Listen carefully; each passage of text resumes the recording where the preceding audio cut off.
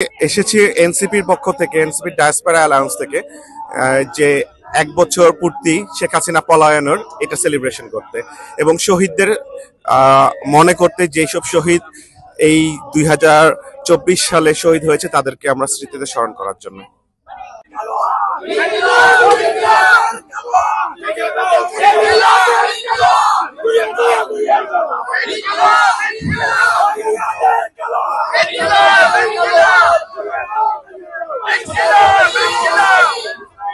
শেখ হাসিনা যখন পালিয়ে যায় তার সাথে দেশের পুলিশ, দেশের এমনকি মসজিদের ইমাম পর্যন্ত পালিয়ে গিয়েছিল। এমন ফ্যাসিস্ট খুনি হাসিনা যেত বাংলাদেশের ইতিহাসে আর ফিরে না আসে, সেজন্য বিপ্লবীরা তাদের এই ধারাকে অব্যাহত রাখার জন্য এক নতুন দল গঠন করে, তার নাম হচ্ছে জাতীয় নাগরিক পার্টি এনসিপি।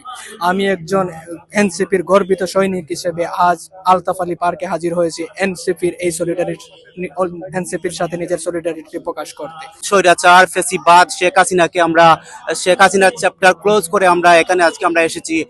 দ্যাটস ওয়াই আমরা হৃদয়ে লালন করি আমরা জুলাই, এবং আমরা এই উদ্দেশ্যে আমরা আজকের এই গণজমায়েত। আমি এবি চৌধুরী অপু বার্মিংহাম থেকে এসেছি প্রায় 4 ঘন্টা ড্রাইভ করে, শুধু আজকের দিনটা সেলিব্রেট করার জন্য।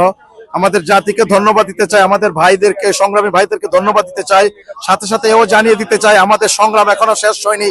আমরা যে কাঙ্ক্ষিত বাংলাদেশ চেয়েছিলাম সেই কাঙ্ক্ষিত বাংলাদেশ এখনো ফেরত আসেনি, এবং আমাদের সংগ্রাম এখনো শেষ হয়ে যায়নি। আশা করব সময় আমাদের সাথে থাকবেন এবং আমরা একসাথেই নতুন সুন্দর বাংলাদেশ উপহার দেব।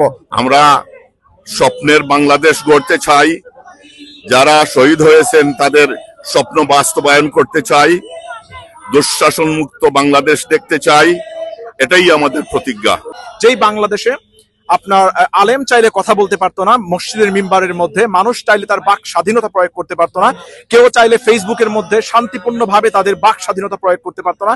মানুষ যখন একদম হীরক রাজার দেশে চলে গিয়েছিল, সেই অবস্থা থেকে বাংলাদেশের মধ্যে একদল তরুণ, একদল তারুণ্য, তারা কিন্তু সামনে চলে আসে বাংলাদেশের গণতন্ত্রকে পূর্ণ উদ্ধার করার জন্য।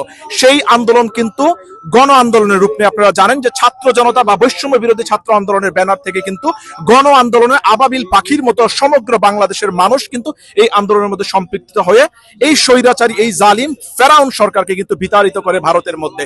সেই সরকারের বিতাড়িতর মাধ্যমে 5ই আগস্ট এক ঐতিহাসিক দিন, আপনারা জানেন যে দ্বিতীয় স্বাধীনতা দিবস হিসেবে আমরা ঘোষণা করেছি, বাংলাদেশের সরকার ঘোষণা করেছে। সেই দিনটাকে আজকে আমরা উদযাপন করার জন্য আলতাফ আলী পার্কের মধ্যে সমবেত হয়েছি এনসিপি ইউকে ডায়াসপোরা অ্যালায়েন্সের আন্ডারে।